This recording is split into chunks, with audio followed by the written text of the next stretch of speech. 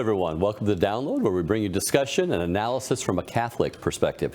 Today is Wednesday, August 2nd, 2023. I'm Brad Eli here with my two co-hosts, Simon Ray, Christine Niles.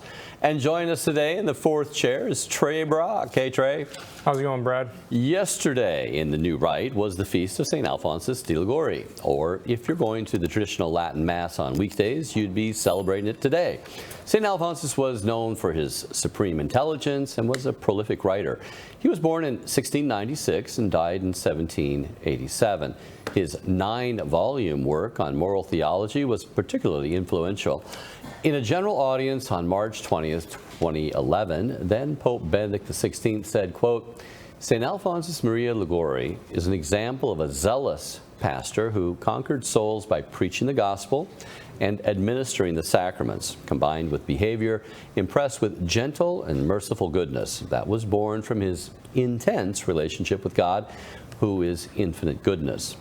I'd like to, before we jump in, who is this guy? Why, there's an article we have on our site that really dials it in for us. It's on the number of sins beyond which God pardons no more. So before we even just, how this nice guy, he's very, holy and all this bias, let's just drop some words from Alphonse here. Now, in this article, this is his homily right here, and we're just dropping some words out of it here. It starts off, it says, on the number of sins beyond which God pardons no more, I intend to show, he says, in this discourse, that when sins reach a certain number, God pardons no more. Be attentive. And that's how he starts. It's like, oh, wow, really? Then he all through the article, he's bringing up other people and what they're saying and everything else. He says St. Basil, St. Jerome, St. John Chrysostom, St. Augustine, all these doctors of the church, and other fathers teach that as God, this is his words in the homily, as God has fixed for each person the number of his days of his life, etc., so he has also determined for each the number of sins which he will pardon. And when this number is completed, he will pardon no more. And people are like, what about God's all merciful and all loving? And this is how he ends this homily, which is rather lengthy and really caused quite a stir when we published it on the site. He says, this is how he finishes. He says, you have sinned, trusting, he's talking to a sinner, unrepentant sinner, and just in general here. He says, you have sinned, trusting rashly in the divine mercy.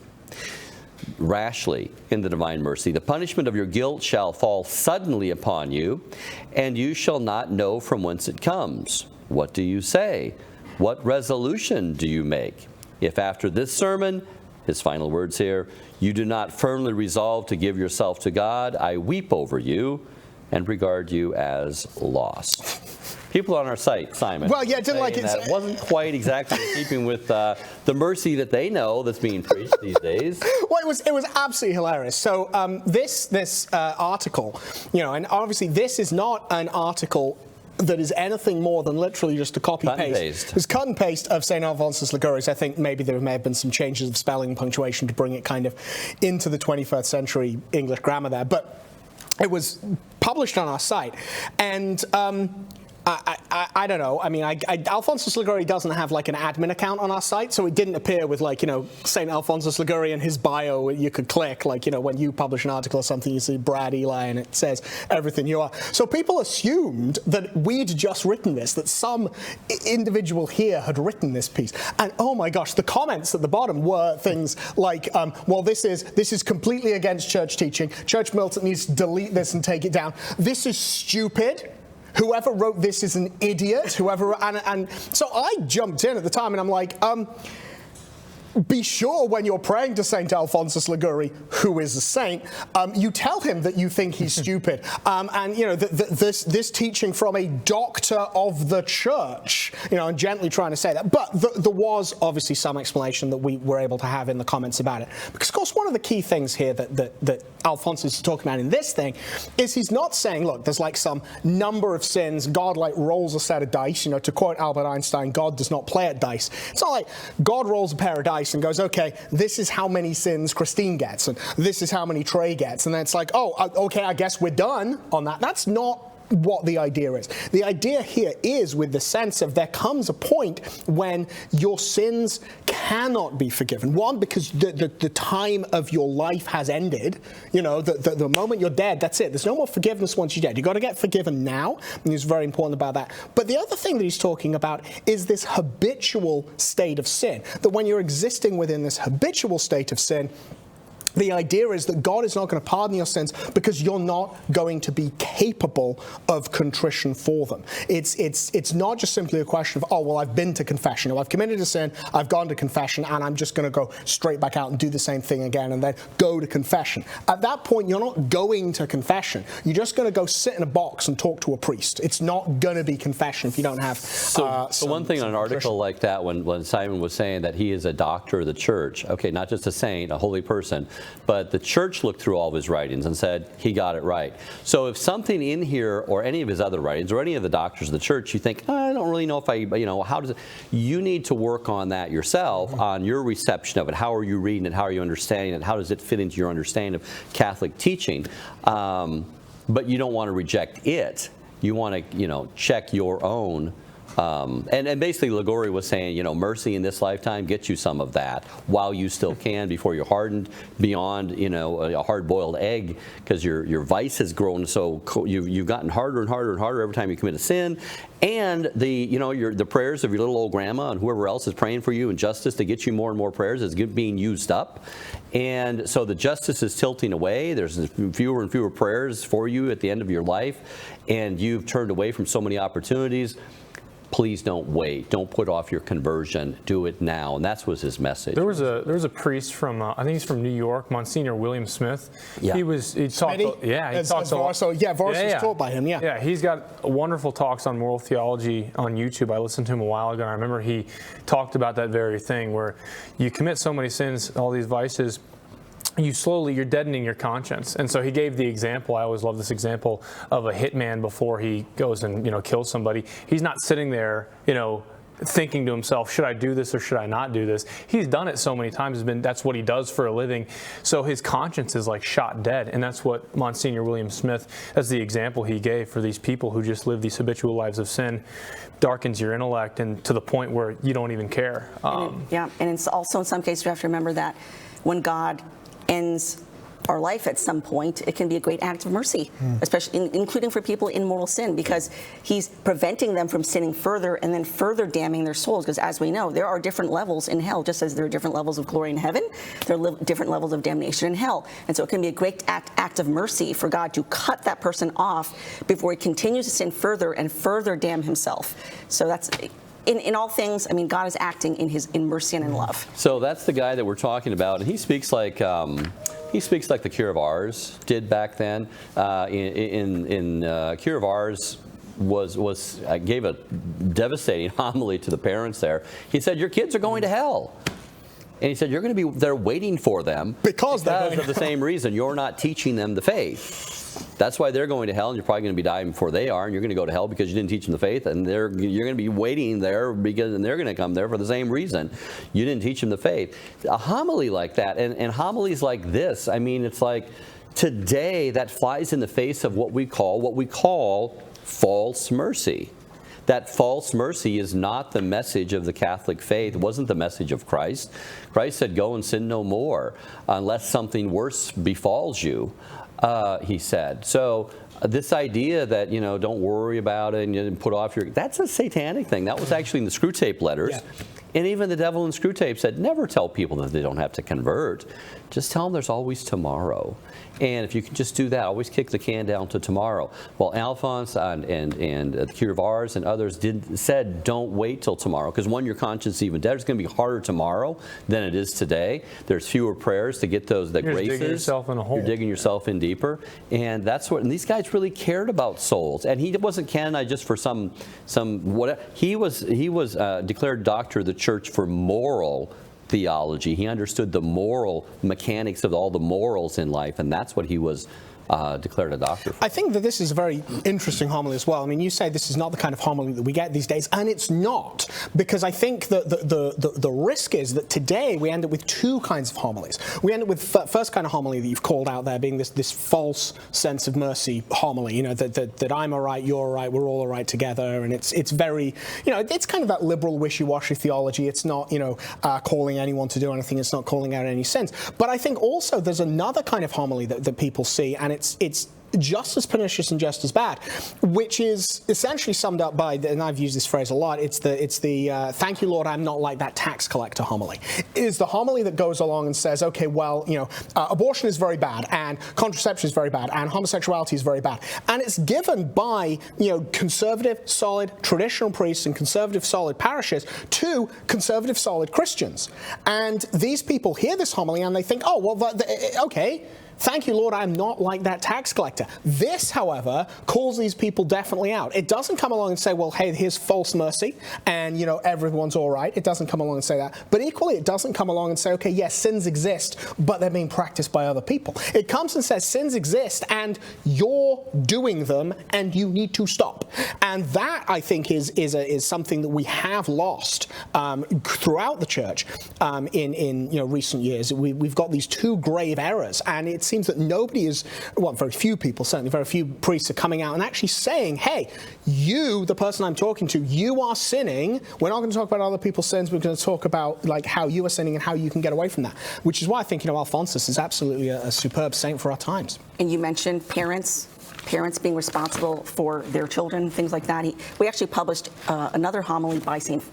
Alphonsus Liguori on our site titled St. Alphonsus Liguori's Advice to Parents. And I highly suggest parents, please read this. Please read it. He says, one of the great fathers says that on the day of judgment, parents will have to render an account for all the sins of their children.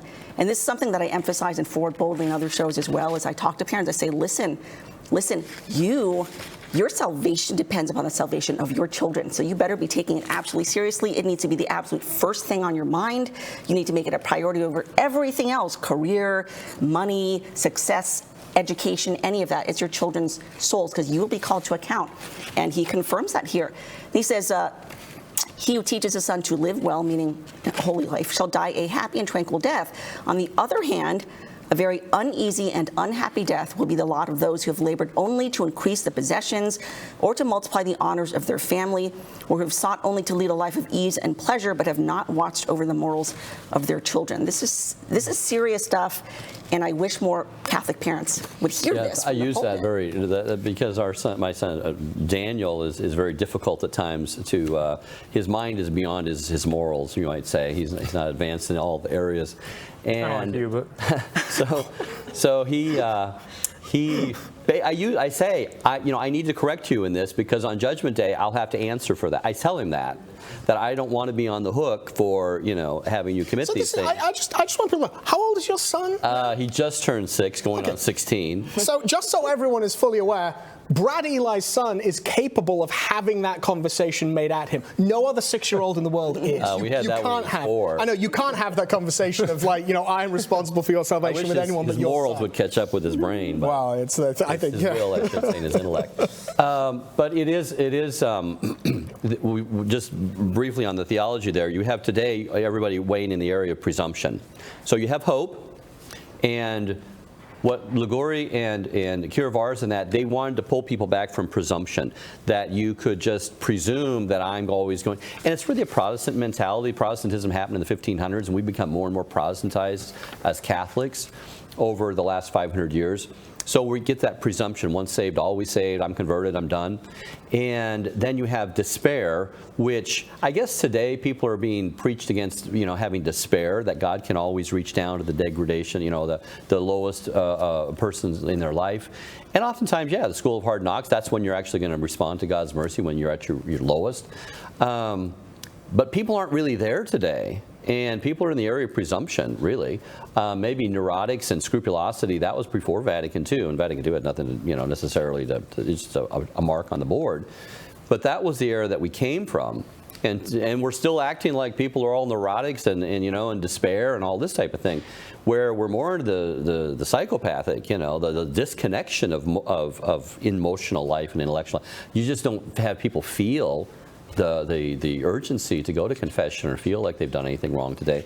And so I think it's this false mercy is really misplaced pastoral guidance that we have going on today. Well, I think that a lot of people, because Liguori, he's probably the top moral theologian in the church, him, Aquinas, and he's getting a lot of his stuff from Aquinas.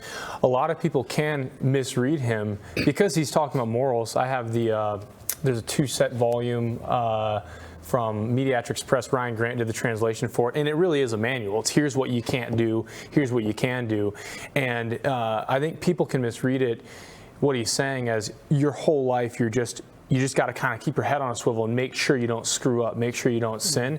One of the best things that I've read from St. Alphonsus, it's called The True Spouse of Christ, and he's actually talked in there's a paragraph on modesty, the virtue of modesty.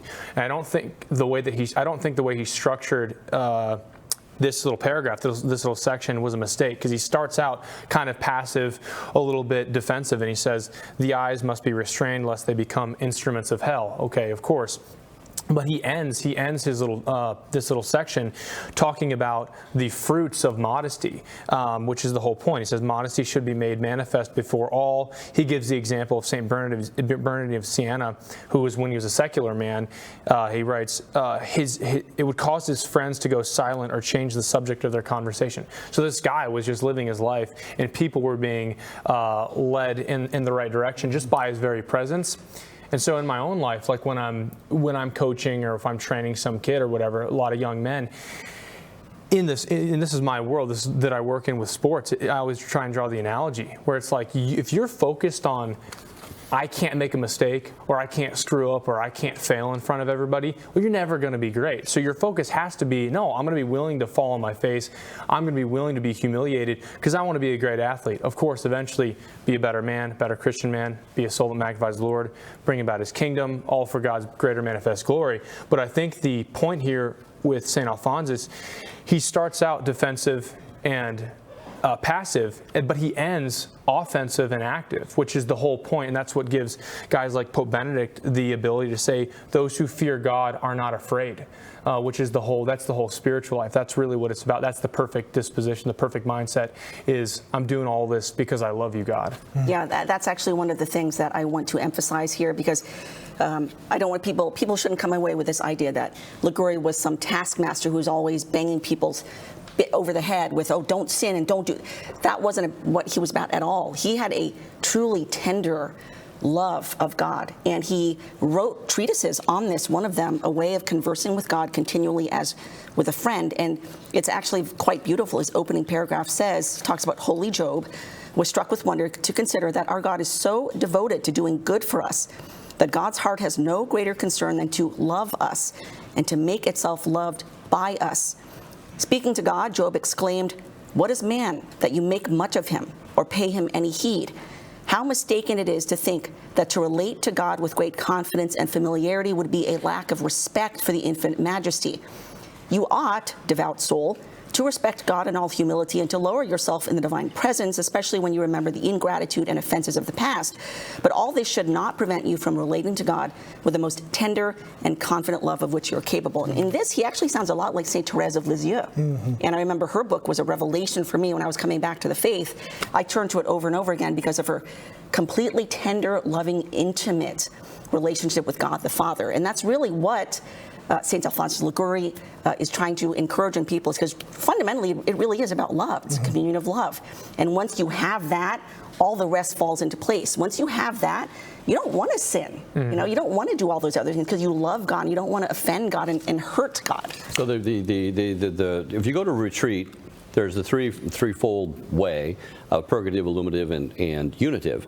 And when he says he starts out, stop sinning, that's purgative. Illuminative is start doing the right thing, and it winds up in unitive where you're actually embracing God, and that's the Teresa of Avila in the interior castle, the mansions where you're slowly moving away from habitual sin to just more frequent venial sins to fewer venial sins, starting getting more unitive. So it's the same progression. So naturally, you would start off with the purgative, and then let's start doing the right thing, and then actually wind up with embracing God.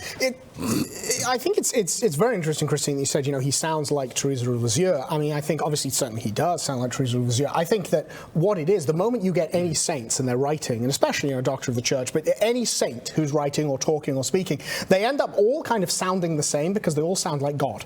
And I think this is a very important point. Coming back to the article that we published on the site, somebody, the sermon that we published as an article on the site, somebody actually said this contradicts what was revealed to St. Faustina in the Divine Mercy. And it's like, well, okay, clearly it doesn't, because two saints couldn't contradict each other, that maybe there's a difference of emphasis or something like that. But really, they don't. But what there is there are some saints who have acquired a reputation for being, they're all about mercy, and as Brad says, it's kind of a false mercy. And there's some saints who've acquired this reputation that they're these hard-nosed martinets. And it's like, no, they're all kind of much the same. They're all saying much the same thing, and generally they're saying it the same thing. They just get kind of these different sort of reputations there, because obviously, Saint Alphonsus is not this brutal taskmaster in that sense. He is being, certainly he's coming on and saying don't sin, but then he's going further along, as Brad says, into the purgative and the illuminative and the unitive method. As far as the Divine Mercy, there's, which I'm very familiar with. I've read through the 700-page diary of St. Faustina, and I encourage everyone else to read it. There is literally nothing in what she has ever said or written that says you can sin an infinite number of times and you will always be forgiven. There is literally nothing in that where you can even come away from that. And in fact, she probably had one of the most frightening visions of hell ever described by any saint. So there's nothing in what she wrote that contradicts in any way what he wrote. So was it empty, according to her? It was not empty. It was not empty. There were people there. Because, of course, the Faustina's whole thing, or the Christ thing, the Divine Mercy is, I'm eager to pour out my Divine Mercy, but Christ is not, and this is kind of another thing that's like going to get more negative comments than Alphonsus' sermon. God is not capable of forgiving you if you aren't sorry. And that's kind of a huge thing.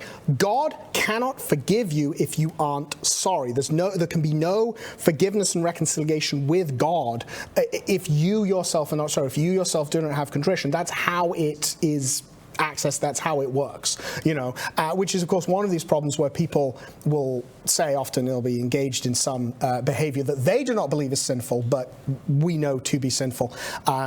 Homosexuality is a very common one. And then it's like, well, you sound very judgmental. Isn't God all about forgiveness? God will forgive me. It's like, God will forgive you, but do you have to acknowledge that the first step is acknowledging it is wrong, then saying you're sorry? It's like, well, I don't think it's wrong. Then God can't forgive you. It means we always talk about that ridiculous, conundrum of, can God make a rock so big God can't lift it? Well, okay, but there are a handful of things God cannot do, and one is forgive you if you don't want to be forgiven. Yeah, in fact, it's sacrilegious to go into confession and not truly be contrite, to confess a mortal sin with no intention of stopping that mortal sin once you leave. That's actually another mortal sin. Yeah. So the electrical wire has to be grounded before the electricity can flow, and God can't force you to love him. So, but I think your breakdown of the purgative, illuminative, and unitive, I personally invented that. Right, yeah. That. Future doctor of the church, right here. But the three stages of the spiritual life breaks at Gary Gould-Lagrange, and he talks about Simon. He gives the example in there of St. Peter when he denied our Lord 3 times. And then he went out and wept, and that was his, that's obviously showing contrition there, and then our Lord forgives him. But with what we're talking about at the beginning of the show, that first step, stopping sinning, kind of like how Liguori began this treatise on the true spouse of Christ, where he's talking about immodesty or the vices and virtues around that. And he says, restrain yourself. Don't, restrain yourself, be careful, keep yourself out of the near occasion of sin. That's the first step. You stop sinning. Stop doing those things. Stop darkening your intellect. Turn from sin. And then you're allowing God to work through you. Because if you don't do that, and we have free will, if you don't do that, if you choose not to do that, then, like you were talking, God can't, he can't work with you because you're not allowing him to work through you at that point. But I do think that those 3 steps are if you're looking for like a practical guide on how all this stuff works, and it really, it's kind of confusing, but because it's not. But I think that's a good way to go. You turn from sin, and then you start walking towards God. So you got the purgative way, turn from sin, start walking towards God is the illuminative, and then you embrace God is the unitive way. So the thing that you brought up earlier, Trey, about the you got to be able to be humbled at times. Yeah. Well, let's look at Alphonsus Liguori and his what crushed him in his lifetime. And it was two things, one physical and one interior thing, actually, that allowed him to separate from the world and to become such a holy person. Born in 1696 in Naples, Italy, to a naval officer. His mother was Spanish. And he was actually known for his great intelligence. In 16, he graduated with the doctorate in law, and he practiced both canon law and civil law at the same time. Now comes an interesting aspect. This is an interior thing that really shows this was always me, in the sense of I love to know what was the turning point in a saint's life. I don't care what you did after you become a saint. You were saying, you were praying, you do holy things, levitate, and all that stuff. But what was that moment when you turned away? And that's why I always just key in on this thing. And this was the moment. He had a humiliating moment in the courtroom, and it caused a spiritual conversion for him. There was a document central to the case. He was misunderstanding it in a wrong way, and a person on the stand, the witness on the stand, actually pointed out a couple of key words in that document that completely flipped the meaning of the whole thing. And he's in front of the court, and he just, I really blew this. I just completely, totally. And it just so humiliated him. Up to that point, he'd never lost a single case that he'd argued. And that's how brilliant this man was. So, but there was a turning point there where he started to discern towards going into becoming more spiritual and turning away from the world, separating from the world. And there was also a mystical experience that took place in 1732.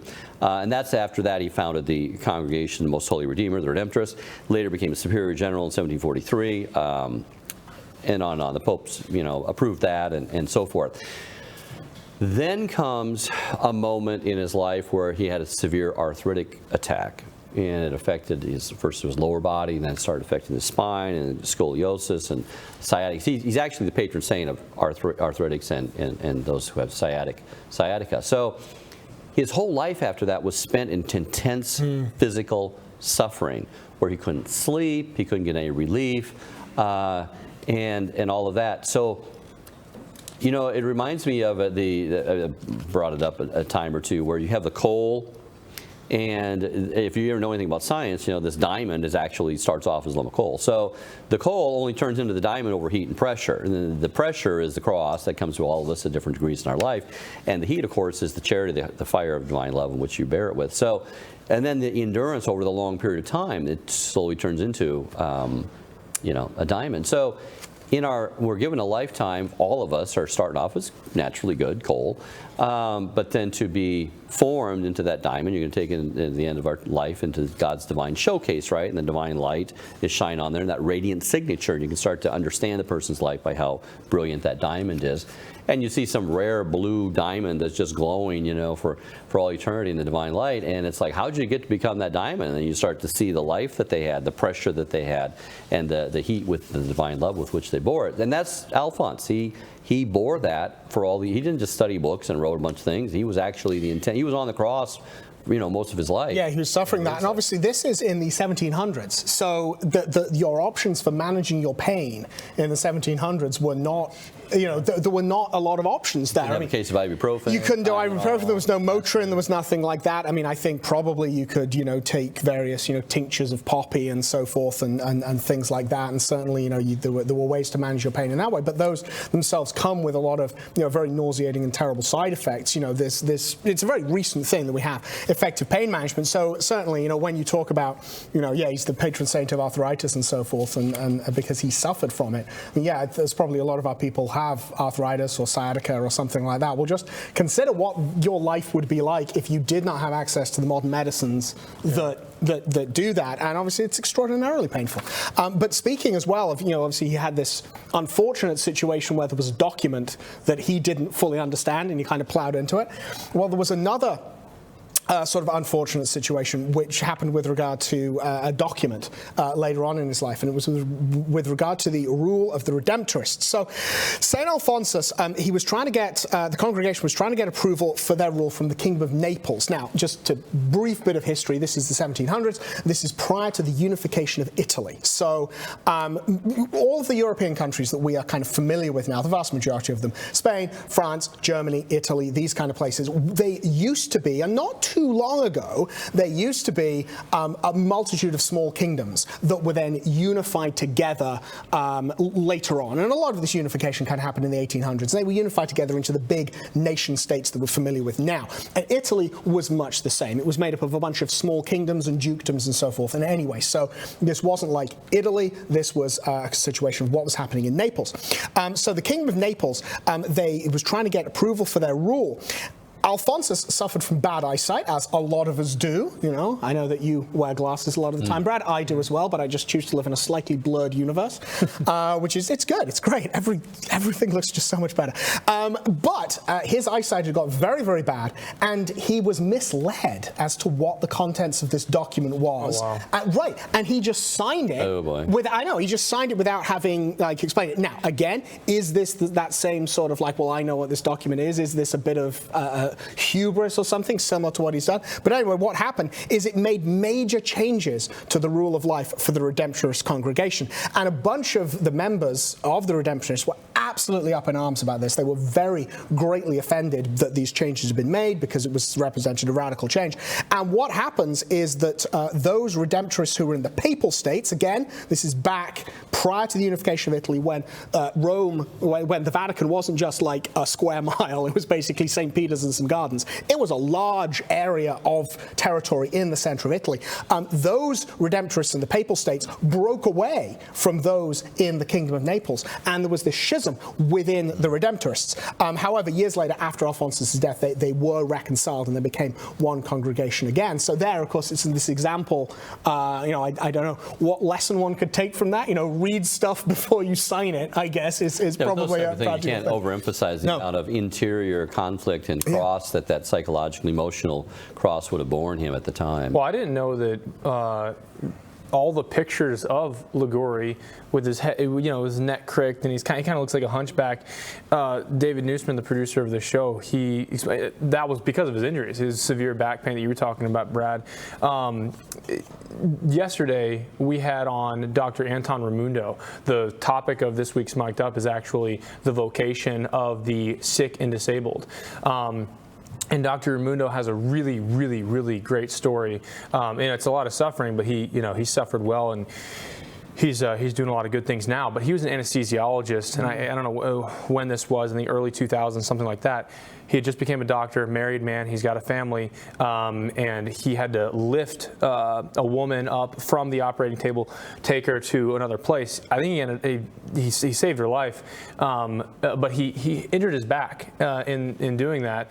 They botched the surgery, and he was bedridden for 3 years, and then he was disabled for another 10. And on Mic'd Up, you guys, it comes out Sunday, 8 a.m. You guys can listen to him kind of break all this stuff down. But because he's saying yes to all the pain, he's saying yes to all the suffering, he's able to suffer well. And the whole thing is humiliating. He talks about how his wife had to bathe him and take care of him and all of that stuff. He's saying yes to all. He's uniting it to Christ crucified. And then that's where the good comes from. And so, but Dr. Raimundo, he breaks that down on Mic'd Up. David Gordon, who interviewed him. And I'm actually wearing, David, if you're listening, I'm wearing your jacket. So I appreciate that. But so it relates really well to Liguori and the whole idea of suffering. I didn't know until David, he's got the notes here, and he was talking to us about it before. I didn't know how bad his physical status was. So yeah. One work of Liguori that I wish was mandatory reading for all seminarians is The Dignity and Duties of the Priest. This is an excellent, it's so good. And I actually devoted a Forward Boldly episode recently to it because, we spend a lot of time exposing clerical corruption, and I feel as if the sexual misconduct and all these other things, they seem to be ramping up. I just feel like I'm reading more and more and more things about this priest doing this bad thing. It just seems to be, and I think a lot of it is priests have completely lost their understanding of just how incredibly sublime their vocation is, the dignity of the priest. And so this treatise by St. Alphonsus Liguori is tremendous because it goes through all of this. He quotes church fathers and saints, and he just puts everything in focus about not just the incredibly sublime and high dignity and vocation of the priest, but also the terrible responsibilities that come with that, because this, you're extremely high here as far as your vocation, but if you fall, expect a severe judgment, more severe than anyone else's. But it was interesting, he offered a few anecdotes in his treatise just to emphasize the vocation of the priest. So he said, people don't know this, but Emperor Constantine, when he called the Council of Nicaea, because he had a profound understanding of the priest as alter Christus, another Christ, he actually refused to sit until all the bishops and clergy had been seated first. And then when he did sit, he took a lower place. Even though he was the emperor, he took a lower place than all of the clergy because he understood they're higher than me. I am lower because of their vocation. He also talks about St. Francis de Sales, who was a bishop. He had just ordained a priest. And he noticed the priest walking to the door, but then the priest stops, this newly ordained priest. And so St. Francis says, why'd you stop? And this newly ordained priest said, well, from a young age, I was given the grace to be able to see my guardian angel. And my guardian angel always walked to the right of me and in front. But now I was waiting for him to pass in front of me, but he didn't. Now he's on my left, and he refuses to walk in front of me. Why? Because he's a priest now. So, it's a wonderful thing. I just wish all seminarians would read this and understand this is the sublime vocation that you're being called to. Also, the concomitant responsibilities of your vocation and how terrible your suffering will be and your punishment will be if you don't live up to that vocation. Yeah, what Alphonsus flies in the face of is exactly what you're talking about there. He's trying to call people up to that level of understanding their their relationship with Christ. But in the last 50 years, along with this idea that we're preaching to everybody that's just in the degradation of despair, and we don't realize, or I don't know how they don't realize, that people have they're like pseudo-psychopaths today. They have just no emotional life connected with their activities. They're also completely, totally, absolutely dumbing down the priesthood. Oh, you're just Father Joe Blow. You need to dress like everybody else. You need to be talking like everybody else. You need to go to shows like everybody else. Do everything everybody else is doing, because then they will like you, and they will accept you, and they will listen to you. But you don't really have much to tell them by the time you're just living a secular, normal, everyday. And I grew up with that in the 70s. No, none of the priests wore collars. None of the priests wanted to be called father. None of the priests wanted to have the duties and dignities. And it wasn't drummed into them in the seminary. It wasn't imparted to them in the seminary. So when we come across someone like Alphonsus Liguori, who actually stands on that and actually says, no, this is actually the reality here. This was all watered down for some pastoral reason that they thought was a good idea to water all that down. And we'll at least give them that charitable approach that maybe they had a pastoral reason to do that and not something more nefarious. That we're just shocked. It's like that frog, the water's warmed up and warmed up and warmed up, and the fish jumps into the frog jumps into the hot boiling water. He's going to jump out, but you stay in there long enough, you just kind of keel over and die. So we really need to understand that there's 2,000 years of church teaching, that these guys have all been declared doctor of the church for a reason, and that all this stuff in the last 50 years is not the be-all, end-all of where the church is at, or a church pastoral approach or anything else. It's a lot of people who are growing up without the patrimony of Holy Mother Church behind them. Yeah, no, I think absolutely you're right, Brad. And I think, that Alphonsus has got a great deal to teach us with regard to that. I actually want to return to something that Trey kind of brought up. Talking about this gentleman you're interviewing for Mic'd Up, and you said that he suffered well. And I think that this is something that's not directly connected to St. Alphonsus, although I think that he's probably a wonderful example of it.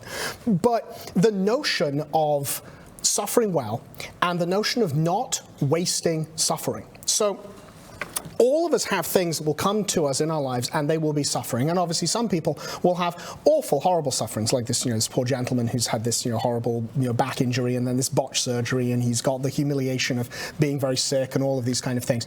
And sometimes, you might have a person who seems to be very fortunate in their life, and they don't seem to have much suffering. But everyone has some suffering. suffering is and of itself not like a good thing. It's not a pleasant thing to happen. It's not like a good. It is an evil that comes in your life. But you can make good of it by not wasting your suffering, by making sure that your suffering is offered up in unity with Christ crucified. It is offered up for the sake of God. It is offered up for particular things. Because if you imagine, that's the whole notion of when we talk about, well, we're going to fast. Okay, so we're going to fast. We're not going to eat food and we're going to go hungry. Okay? Or we're going to give up something like that. Or we're going to, I mean, in extreme examples, people have actually, scourged themselves or worn hair shirts and these sort of things. So that there is a degree of pain and suffering there. I'm not necessarily recommending that. Obviously, check with your spiritual director to see if that's an appropriate thing to do. But this idea is that we sacrifice something. And the first stage of sacrifice is like, let's give up something good. And then the next stage of sacrifice is when something bad comes, we accept it, we embrace our cross. And a priest friend of mine once said that one of the worst things, one of the greatest horrors that he was aware of was all of the wasted suffering in the world. And he was specifically talking about the wasted suffering in nursing homes. And again, this is a thing very, very common today. Practically, probably everybody watching out there knows somebody in a nursing home, or knows about someone in a nursing home, because people are living longer nowadays, and there's a lot of people going to nursing homes. And in these nursing homes, there are these elderly people who are struggling often with a lot of afflictions because of age. In many cases, they are struggling with emotional afflictions because they have been abandoned by their family in some cases, or they're suffering with, emotional and mental afflictions because they're suffering from Alzheimer's or Parkinson's or something like this. And they are suffering.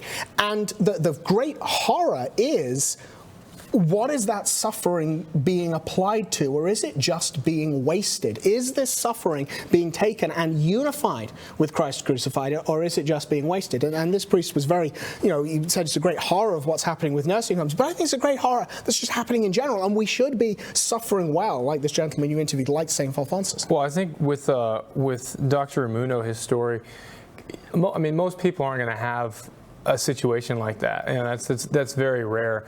But yeah, the idea of suffering, suffering, it's a basic reality of life. Everybody has to suffer. That's just how life's a meat grinder. It happens, and it's also, it's an effect of original sin, but it's also, in another way, is God reminding us that we are reliant upon Him. Because if we weren't suffering, well, why would I need God?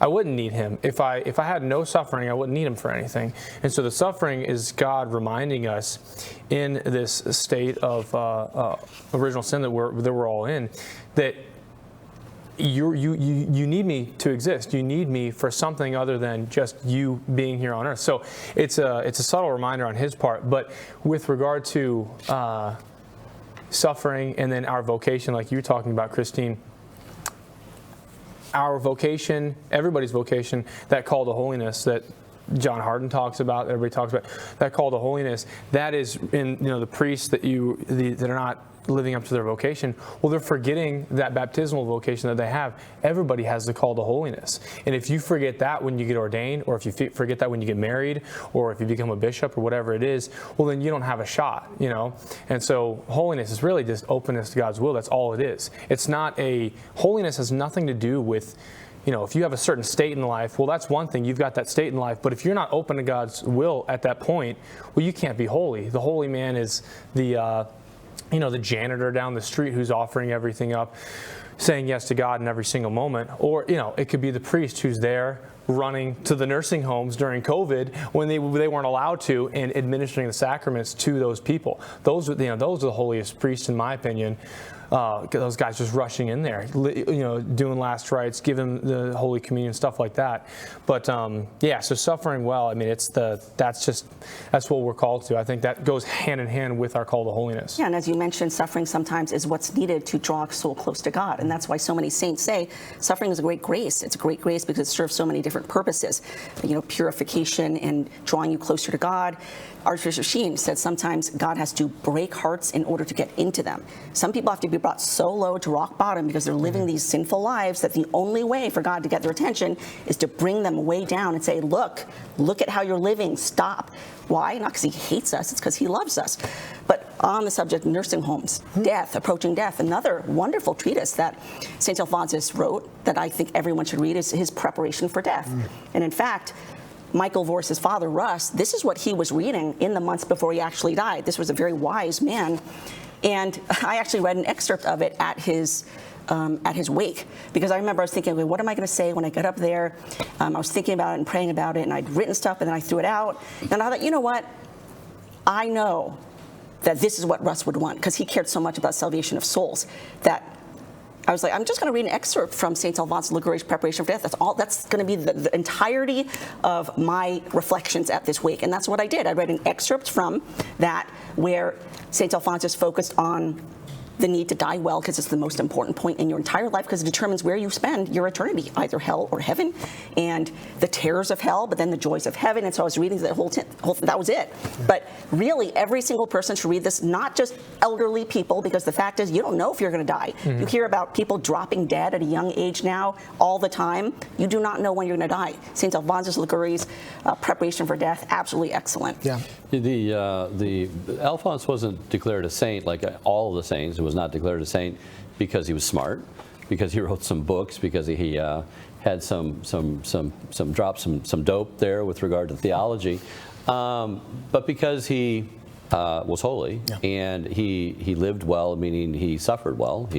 The Saint Thomas Aquinas said the essence of the holy life in a Catholic is the ability to offer sacrifice, and your first and foremost is your own self. You're on the cross yourself, and it's that emotional, and it is oftentimes far more sacrificial than the physical. We look at Alphonsus' physical deportment and everything. We say, oh, he suffered so much, but all the interior, starting with the humiliation in the courtroom and how he handled that, and how he used that as a springboard, how he embraced those moments of humiliation, and that's. Exactly, that cross oftentimes is that hammer that breaks us down and gets us grounded, so our wire's grounded, and that's humus, the humility, so that electricity can flow in our life. The grace. That was St. Peter's, the threefold denial in the three ways of the spiritual life by Garrigou-Lagrange. He says that God allowed that to happen in order to cure, to treat Peter's vice of presumption. So he allows, because I'm not going to deny you, I'm not going to deny you, and then he obviously does, and he uses that, like you said, Brad, as a springboard to St. Peter, obviously uniting his whole life to Christ, so much so that he was crucified upside down at the end of his life. And that's how he was martyred. So yeah, it's a springboard. All of the suffering, all of the sin. It's like, I think that's a good word for all of this. The two people, Judas committed, he denied our Lord, and also St. Peter, and one of them turned out to be a saint, and one of them wound up hanging himself. And that's the problem with how we handle the humiliations, the emotional sacrifices, the physical sacrifices that come in our life. And we really need to, it was Father Solanus Casey now, Blessed, I believe. Blessed Solanus Casey. I was wondering if he's not saint yet. But Blessed Solanus Casey, and there was the writing down there on the wall at St. Bonaventure's, where we sometimes go to confession and that, or just see the shrine of Father Solanus Casey, said God gives you all these opportunities to cooperate with redemption, meaning all these opportunities to suffer, all these times and moments in life to embrace that cross. And so often, we don't cooperate with those. So that was one of his main emphasis. I mean, all these mothers that would come to him continually with, my babies keep me up all night, and my husband's doing this, and I have problems here, and my back hurts there. And, it keeps reminding them that this is your opportunities, this is your springboard, this is the opportunity for you to grow in holiness there.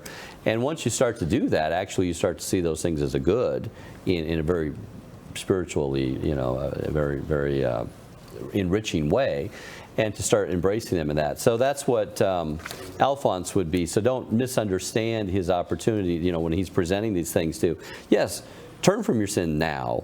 Start doing good now. Start embracing God now. Start accepting your crosses now. Grow in holiness now, because you don't know how many days you have. And besides, there was one other incident that he suffered from scrupulosity himself, personally. And so that whole, oh, did I just waste this last 30 seconds of my life by daydreaming for a moment, staring out the window? And it was crucifying for him. He was really affected by it because he understood that your life is given to you and each moment is counted by God. Each moment you have to render an account to God for. And he made a vow, a personal vow, that he would never waste time in his life. Because once you see what life is, it's this quick moment of time to grow in holiness, and at the end of your life, that's where you are. And he wrote out remedies for scrupulosity in this book that we have right here. I don't even know what it's titled, but you guys can zoom in on it. He writes out remedies for scrupulosity, and one of them is, and I had never heard this before, but it makes perfect sense. He says, avoid the books or situations where they might lead you into more scrupulosity. So it seems to me that it'd be good advice if you're struggling with scrupulosity, don't I don't know, maybe lay off the moral manuals for a day or two. But, I think there are these two great errors of presumption. There's presumption of damnation and presumption of God's mercy. I mean, these are the things. And of course, scrupulosity, this idea there that, oh, well, did I do this? No. God came and he died for you. God has done all of this massive effort in order to save you. So provided you are still making that effort to go towards God, well, God is going to be making that effort towards you. You mentioned St. Peter, of course. Most famously, there's the story of the Quo Vadis. Quo Vadis Domine, where are you going, Lord? Peter is leaving Rome in order that he may not get killed by the persecution. And he meets Christ walking to Rome. Quo Vadis Domine, where are you going, Lord? And Jesus says, I'm going to Rome to be crucified again. And Peter goes, oh yeah, I should be the one that Jesus has got to bear this for me, so he's got to, and he went back. But obviously, Christ appears to him at that point. Why? Because Peter has lived that life in unity, so it's not like God is waiting, you messed up there right at the end. Got you, son. And that's what the scrupulous person. This is what because it's based on an irrational, unreasonable thing that you did. So you're thinking to yourself, oh, I screwed up, I sinned, God hates me. But it's based on that understanding. It's not because you actually sinned, because you actually did something bad. It's based on something that is either neutral or not something bad that you did. And so that's why Liguori says in this book right here, he says that the scrupulosity, it is based on pride, because it's based on an irrational sort of overreaction to something that you did. And that's why he breaks that down. And that was part of his interior cross, not just that whole physical, his spine and everything, arthritis. He's a patron saint of arthritics, and that interior sacrifice that was going on, that was known only to himself and to very few others, spiritual director, kept his crucifixion going on all through life. He bore our Lord's cross in the mystical body. Thank you so much for joining us for today's episode of The Download. Now please join us as we finish in prayer, begging Our Lady's intercession for our nation and our church. In the name of the Father, and the Son, and the Holy Spirit. Amen. Salve Regina, Mater Misericordiae, vita dulcedo et spes nostra salve. A te clamamus exules filii Eve. A te suspiramus gementes efflentes, in hac lacrimarum vale. Ea ergo advocata nostra, illos tuos misericordes oculos, ad nos converte. Et Jesum benedictum fructum ventris tui, nobis post hoc exilium ostende. O clemens, o pia, o dulcis Virgo Maria. Amen. In the Father, and the Son, and the Holy Spirit. Amen. Thank you again for joining us for The Download. We premiere a new episode like this every weekday at 5 p.m. Eastern Time from all of us here at Church Militant. God bless you.